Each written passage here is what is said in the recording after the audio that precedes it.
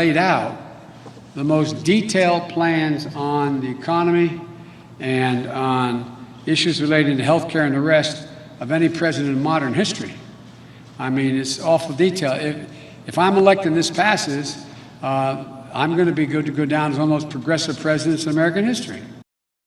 Just like in my generation, when I got out of school, that when Bobby Kennedy and Dr. King had been assassinated in the 70s, late 70s, when I got engaged.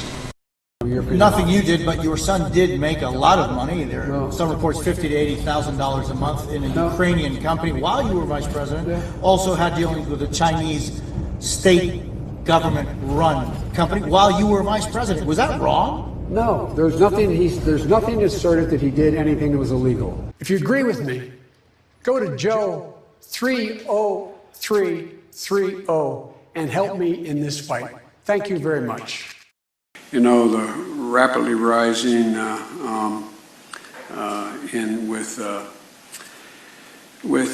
don't know, his just inability to focus on any federal responsibility. Reminds me of a line from Happy Gilmore, nowhere in your incoherent rambling response, but of course paraphrasing there nonetheless. My name is Justice Knight, today filling in for Lisa Haven. Just can't thank you enough for allowing me to be here. As you saw evidence, brief evidence of there, many of you are more than likely, as I am, questioning the ability of Joe Biden to not only make it to election night, but his ability to make it through the presidency. His not only mental, but of course we always have to worry about all these presidents' physical ability. The amount of stress and strain it puts on any candidate to make it to that night is always have to be called into question, especially with, if you listen to the mainstream media, all the cause of concern of COVID-19. And Joe Biden is especially concerned about COVID-19, which we're about to cover here quickly. But before we go any further, and we get into this tangled web of what happens if he doesn't make it to the nomination night, what happens if he doesn't make it to election night, what happens if he doesn't make it to the swearing in. There's multiple scenarios you have to be aware of, and they really, for the first time, because both our presidential candidates are over the age of 70, these questions are especially relevant.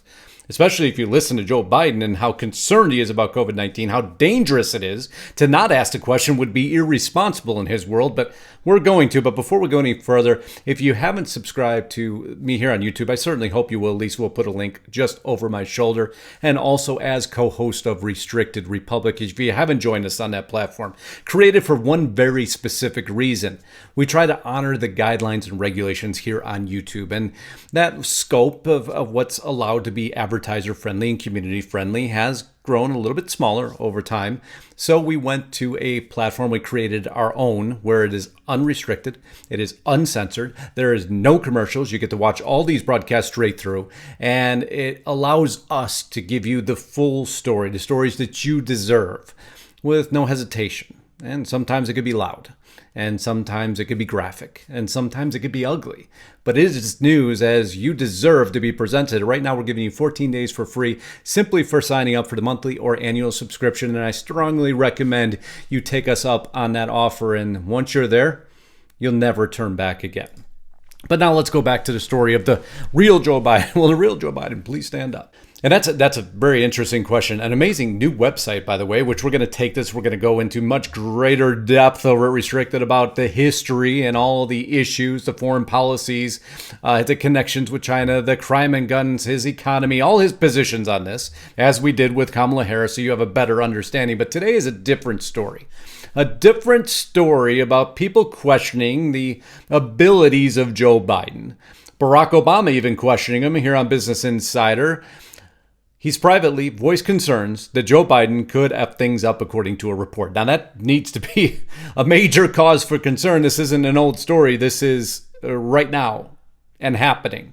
This is the reality of what we face. We know that the Biden-Harris ticket puts special focus on COVID-19. We know that Joe Biden has a great fear. Just follow us on Twitter at Restricted Republican. You'll see multiple posts that we do. This is one of his pressers. You see how everybody has to sit inside the circle like little siloed rats, and if they dare ask a question, they're immediately escorted out of the room. There's a great deal of protection around Joe Biden to assure that none of these questions show through, that none of this his erratic thought processes show through. Yet I showed you clips that's still unavoidable in many directions. So much so that Joe Biden won't even go to Milwaukee to accept the Democratic nomination. Fears of COVID-19. So all I'm doing here is telling you what he is fearful of and what we need to be aware of.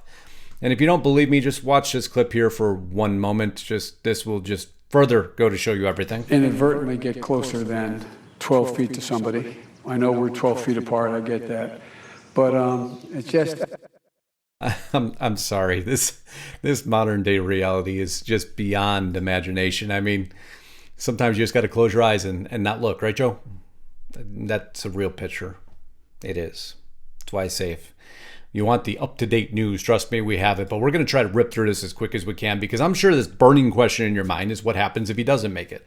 What happens if President Donald Trump doesn't make it? What happens if President Donald Trump doesn't win the re-election? And we have to face all these scenarios now of Joe Biden and Kamala Harris. And what happens if something does go wrong with Joe Biden and Kamala Harris takes the position? Then what happens with her vice presidential nominee? You probably really have to work through this because there's multiple scenarios. So much so, the Washington Post had to put a 2-part article out on it because it's a lot of untreaded waters. It really hasn't happened that much.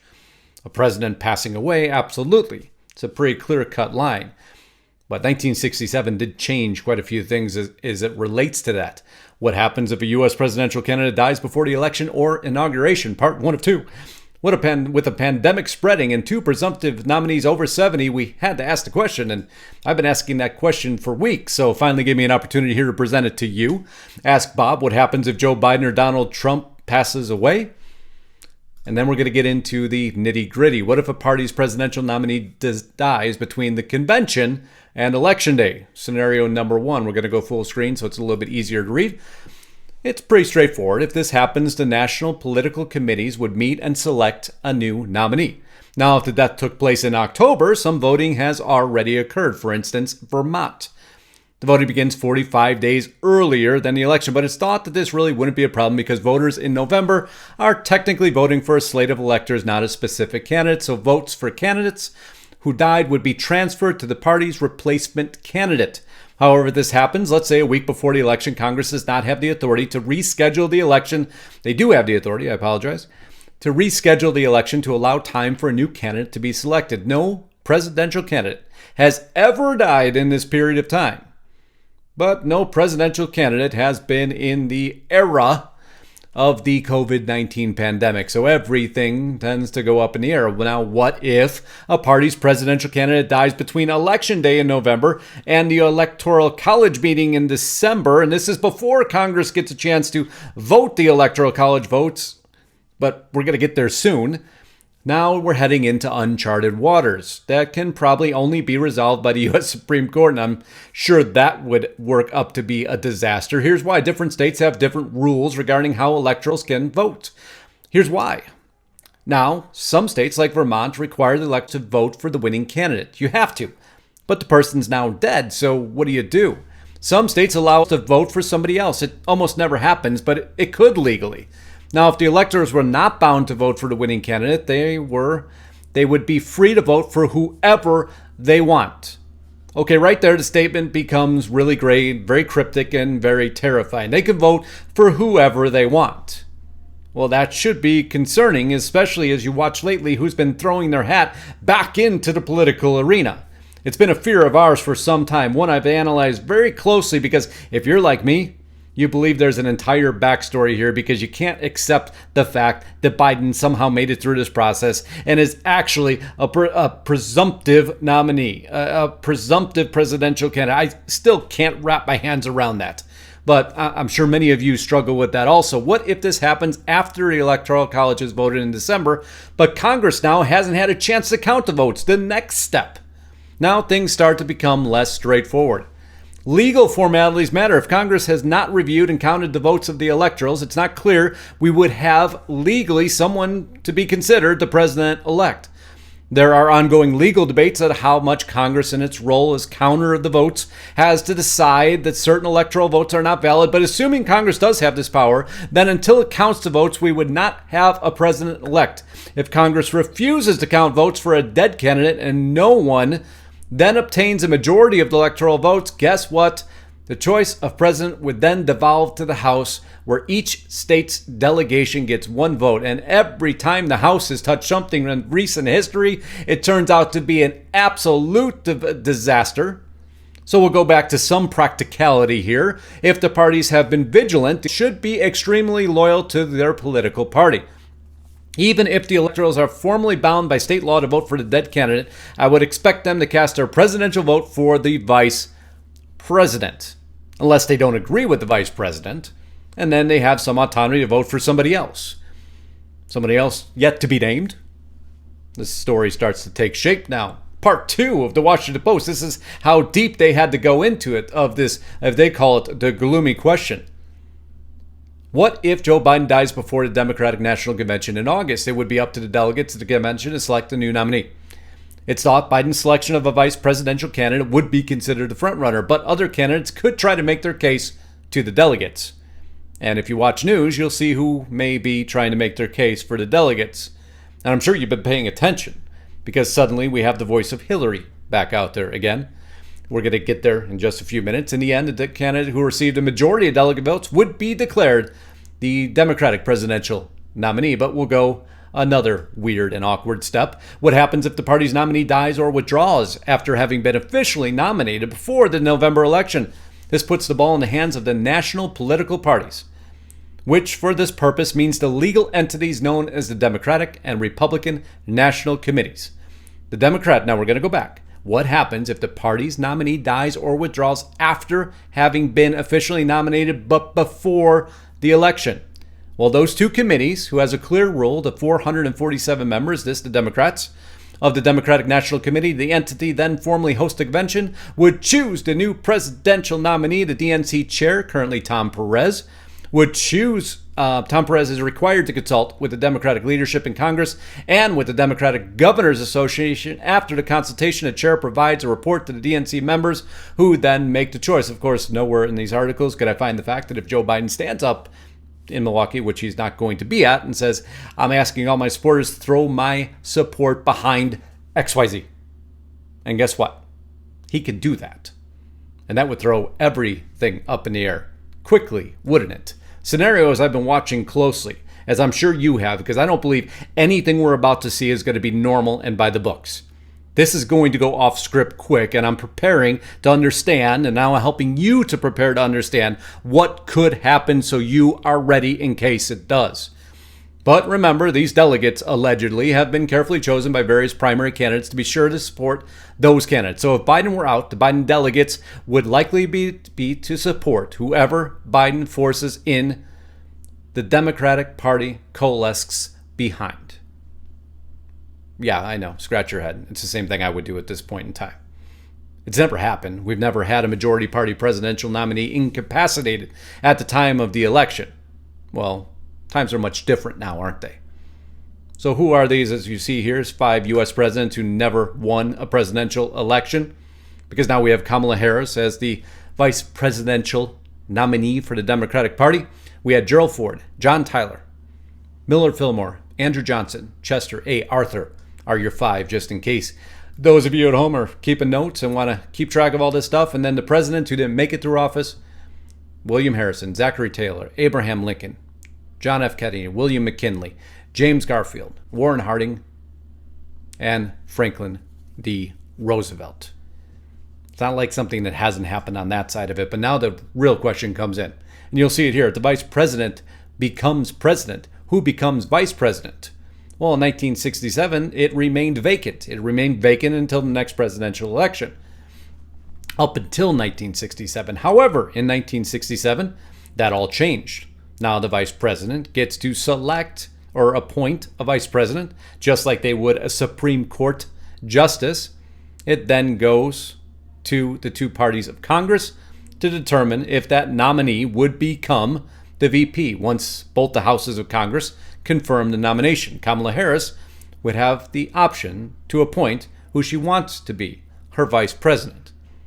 Well, now your wheels are spinning completely. Now I got you in high gear, because now you're thinking, wait, now Hillary Clinton praises Kamala Harris running mate pick, and then you have that Tim Kaine comes out and also supports Kamala Harris as Joe Biden's running mate. And you start to see that this new web is weaving very quickly. And if that wasn't enough, Hillary Clinton says she's ready to serve in Biden's administration. Former Secretary of State and defeated 2016 candidate hints at a return to D.C. and wants to help fix the U.S.